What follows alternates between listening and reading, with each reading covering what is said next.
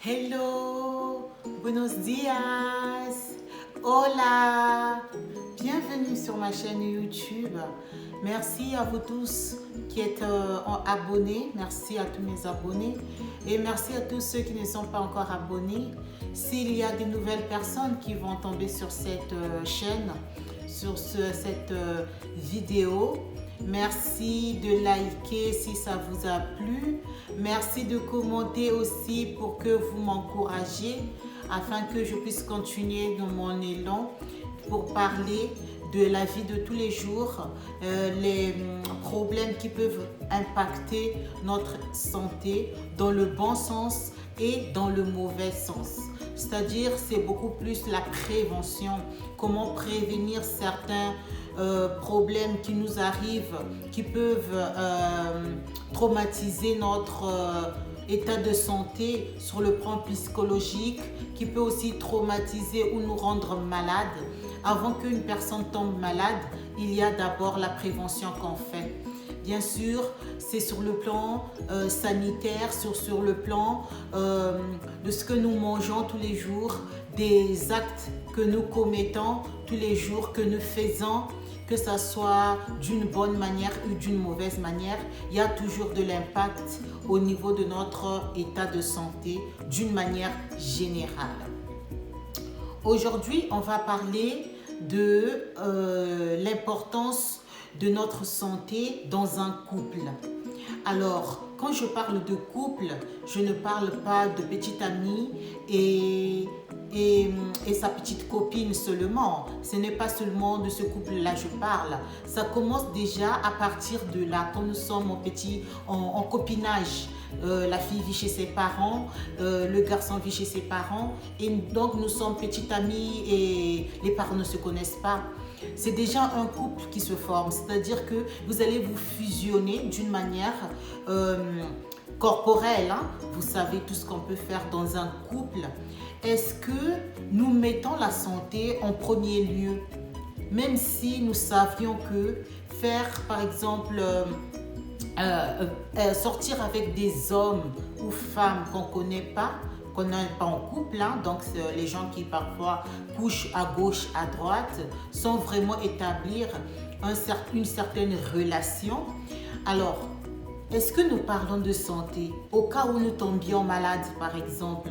Parce que si vous ne vous êtes pas protégé, c'est juste parce que dans l'innocence de la vie, de notre âge, nous laissons cette question de santé de côté et nous disions juste que la chair va travailler. Le plus souvent, on a 15-16 ans quand on commence à connaître notre premier flirt. Alors, ce n'est pas seulement les flirts, il y a des embrassades, il y a beaucoup plus de choses qui arrivent bien après. Alors, est-ce qu'on parle vraiment, nous posions la question, si j'embrasse le garçon et que ce garçon-là, par exemple, a une maladie dans la bouche qui peut, je peux me contaminer à partir de cette embrassade. Après, on peut aller loin. Ça peut aussi être, une fois vous passez à l'acte, s'il n'y a pas de prévention, vous ne vous êtes pas protégé avec des préservatifs, avec d'autres protections, c'est-à-dire l'abstinence, ou bien carrément flirter juste sans qu'il y ait une pénétration pour éviter les MST, les maladies sexuellement transmissibles. Le plus souvent, quand on est jeune, on a 15, 16, 17, 18 ans, mais il y a même des adultes, une fois mariés avec des enfants, on ne se pose pas vraiment la question de l'importance de notre santé dans le couple, c'est-à-dire à deux. Parce que quand on rentre déjà dans cette vie sexuellement active, il y a beaucoup de maladies qui peuvent y apparaître. Là, je vous ai parlé, par exemple, donc, pour une embrassade seulement, juste vous vous êtes embrassé, on peut attraper des maladies qui sont liées vraiment juste avec la bouche. et tu vas te contaminer. Toi aussi, tu commences à avoir cette maladie. Quand tu arrives chez le médecin, on te dit parce que tu as embrassé la personne et cette personne avait de l'herpès. C'est une maladie le plus souvent qui nous sort au niveau des lèvres, mais parfois ça ne se voit pas, parfois c'est à l'intérieur. Vous voyez, on ne va pas voir des médecins, des dentistes, des stomatologues qui peuvent vous dire si vous avez si c'est bien ou pas. Il y a aussi le niveau de l'haleine. Il y a des gens parfois qui ont une haleine vraiment pas bien. Et tout ça, ça se consulte. On va voir des spécialistes qui sont basés dans ce domaine, qui peuvent vous expliquer. Donc, quand on est en couple, le plus souvent, on oublie cette question-là. On peut se porter bien soi-même, mais ça c'est individuel. Mais une fois on est en couple avec un homme, il faut maintenant mettre la question de santé vraiment au milieu de vous deux. Vous devrez vraiment parler de la santé. Il n'y a pas que la maladie physique, il y a aussi des maladies qui peuvent être psychologiques, intérieures.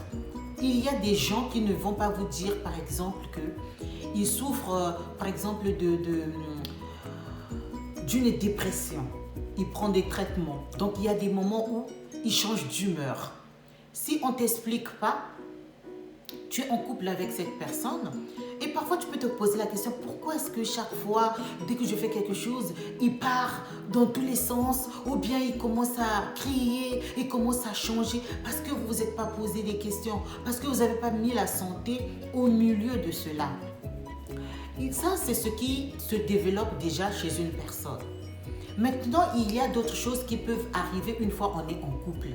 Là, je parle maintenant des adultes.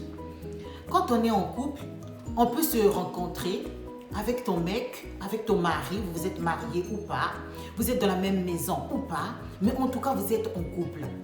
Donc, le fait que vous soyez en couple, ça veut dire que vous commencez à partager beaucoup de choses, surtout sur le plan intime. Et toutes ces choses-là, c'est qu'avec ton partenaire que tu peux poser ces questions. Donc, il y a d'abord la première des choses qu'on appelle la prévention. La prévention donc sur le plan de la santé. La prévention, c'est quoi? C'est le fait que tu dises, moi je ne connais pas ton état de santé, toi aussi tu ne connais pas mon état de santé. Pourquoi ne ferions pas nous, c'est-à-dire en tant que couple, si nous voulions aller loin, de faire certaines analyses juste pour voir? Parce qu'on peut avoir des maladies qu'on ne connaît pas si on n'a pas été vu par un médecin. On ne connaît pas. Parfois, on peut se diagnostiquer des maladies que nous, on pensait qu'on ne devrait pas en avoir. Je vais juste prendre le cas du diabète. Il y a des gens parfois qui ne savent pas qu'ils sont diabétiques. Ils vont comme ça, ils marchent, rien. Ils ne savent pas.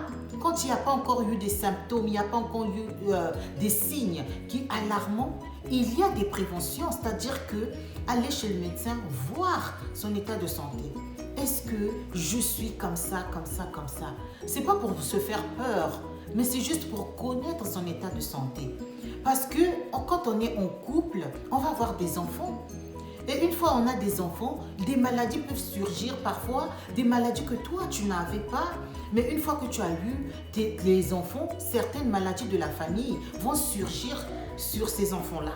C'est ça l'importance parfois de communiquer, de mettre le problème de la santé au milieu, même si on n'est pas malade, mais savoir que certaines maladies peuvent surgir une fois on a des enfants par exemple.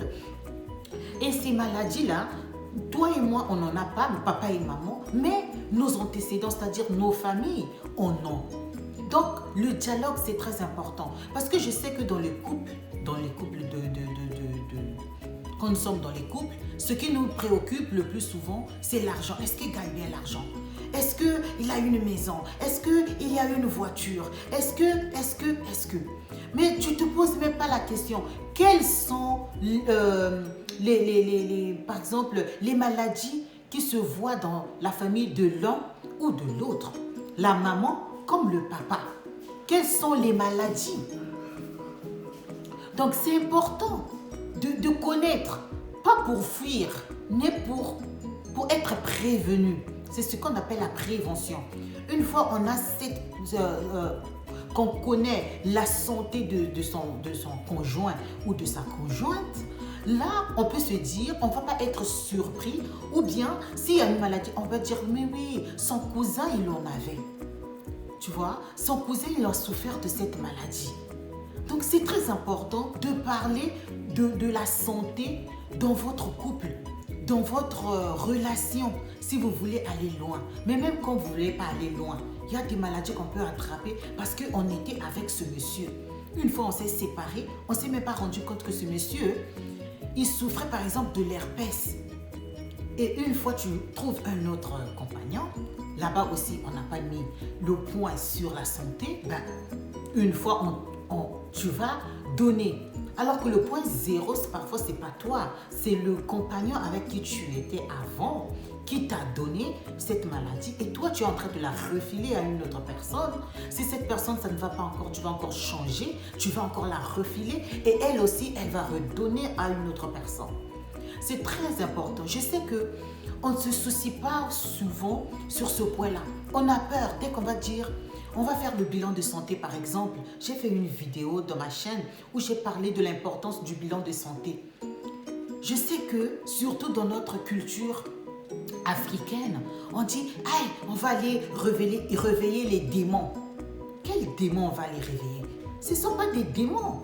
C'est juste connaître ton état de santé, l'accepter et avancer.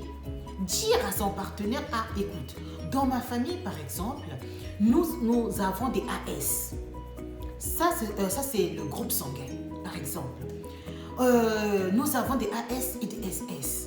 Ça veut dire que toi et moi, on peut, si toi ton groupe sanguin c'est A et que moi j'ai AS, ça veut dire que on va avoir des enfants qui seront A et AS.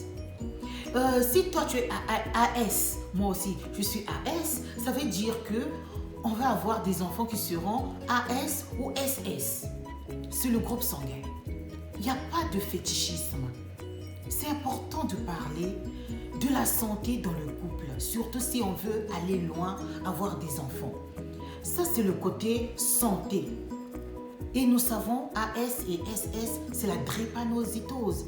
C'est un problème de santé. Donc, il faut en parler. Il faut en parler avant même d'aller loin dans la relation, avant même de s'accoupler. Même si on ne va pas avoir des enfants, mais il faut connaître certaines choses, accepter, se dire ok, je connais l'état de santé de mon conjoint et à peu près il peut t'expliquer quelles sont les maladies les gens souffrent dans cette famille.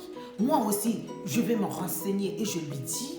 C'est ça qui va faire parce que c'est pas seulement toi et la femme qui allait être, voilà, c'est le sang aussi qui vont jouer et qui vont aussi faire que nous puissions avoir une maladie parfois. Toi, tu n'en avais pas, moi, je n'en avais pas. Mais dans notre famille, il y avait des gens qui en avaient.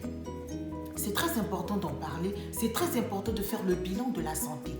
Je sais que dans notre culture africaine, ces genres de trucs, on n'en parle pas. Mais une fois, on a fait des études universitaires. Une fois, on a fait des études. Une fois, on regarde le plus souvent notre... on regarde maintenant les réseaux sociaux, toutes ces choses-là. On commence parfois à... Mais pourquoi? Mais pourquoi? Et pourquoi pas? Pourquoi pas? Il faut en parler. Il faut faire des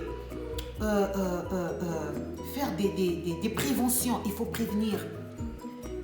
Ton homme, il a 20 ans. Tu l'as rencontré, il a 20 ans.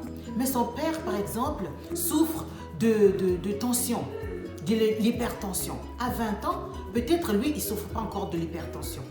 Une fois 20 ans de mariage, à 40 ans, il commence à souffrir de l'hypertension. Et tout le monde va être là, on est en train de le bouffer, on est en train de le manger parce qu'il a l'argent. Comment, quand il avait 20 ans, il était en pleine forme? Mais parce que vous n'avez pas parlé de la santé bien auparavant. Il devrait t'expliquer que son père souffre de la tension, de l'hypertension.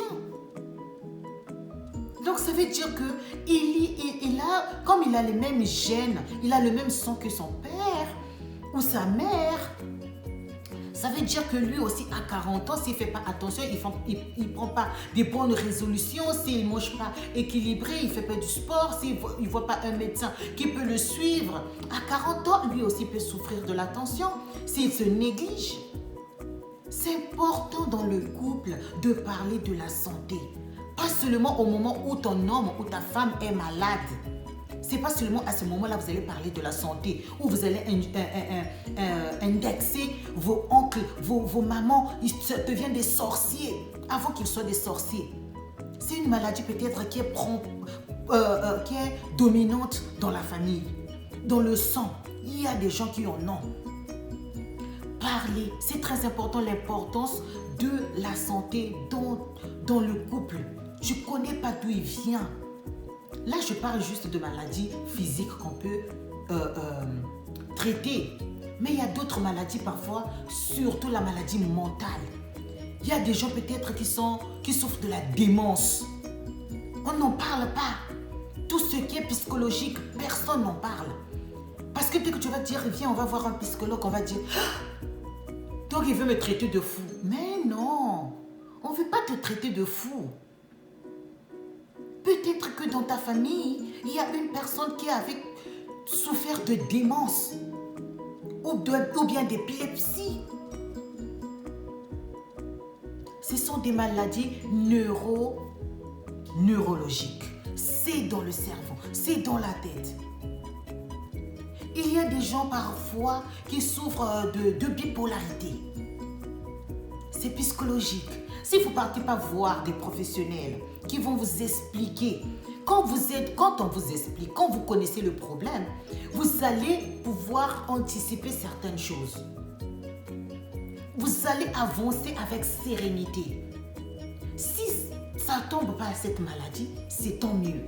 Mais si ça tombe, parce que c'est 50-50, et si cette maladie apparaît une fois, 20 ans après votre mariage, ton homme a maintenant, on va dire 70 ans, et tu vois que ton homme commence à souffrir de démence. Alors que sa grand-mère, il en avait souffert. Mais comme vous n'aviez pas parlé, parfois des choses banales, juste comme ça, tu te dis, ah, ça c'était ma grand-mère, ça ne va pas arriver à moi. Qu'est-ce qui te le fait dire? Tu as le même sang que ta grand-mère. C'est important. Le dialogue. Mettre la santé au milieu de notre couple, c'est très important. Ne parlez pas seulement de l'argent. Ne parlez pas seulement, oh non, on va faire le mariage, il va me bouffer, il va faire ceci. Non, parlez aussi de la santé. Pour avancer sereinement. Merci beaucoup, je m'arrête par là. J'espère que le message est passé. Ça commence déjà dès qu'on a 15 ans. Dès que tu veux coucher avec un homme, c'est pas seulement pour éviter se protéger, c'est pas seulement pour éviter la grossesse, c'est aussi pour éviter les MST, les maladies sexuellement transmissibles. Je vais faire une vidéo sur des maladies sexuellement transmissibles et aussi pour éviter aussi d'autres maladies qui sont ancrées dans l'ADN de la famille, que vous ne pouviez pas transmettre à vos enfants. Vous pouvez prendre des précautions ou bien être déjà suivi. Il y a aussi une chose que je n'ai pas citée, c'est les hommes ou les femmes qui ne peuvent pas procréer, qui souffrent de la fertilité. Et oui, le plus souvent on dit, cette femme ne tombe pas enceinte. Peut-être le problème, ce n'est pas la femme.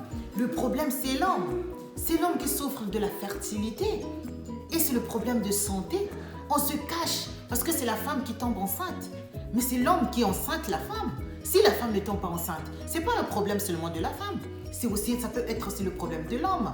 C'est pour cela, faites de votre couple l'importance de votre santé le numéro 1. Parce que si nous ne sommes pas en bonne santé, on peut avoir tout l'argent du monde. On peut avoir tout le charisme. On peut être médecin. On peut être pasteur. On peut être prophète. Il y aura un manque en nous. Parce qu'il y a quelque chose qu'on ne connaît pas, c'est-à-dire nous-mêmes. Et nous n'avions pas mis ça au milieu. Au lieu d'accuser nos parents, au lieu d'accuser nos frères et sœurs, au lieu d'accuser nos grands-mères qui sont en train de nous mettre des choses un peu bizarres quelque part. C'est pour cela nos enfants sont en train de mourir. Peut-être que ce n'est pas ça. C'est parce que vous n'avez pas parlé de la santé proprement dite dans votre foyer. Portez-vous bien. J'espère que vous allez bien et que vous allez prendre ce message. Merci beaucoup pour votre attention. Je vous fais des gros bisous. Hasta luego, hasta la vista. Que Dios esté con ustedes. Bye, ciao, bisous. Mouah.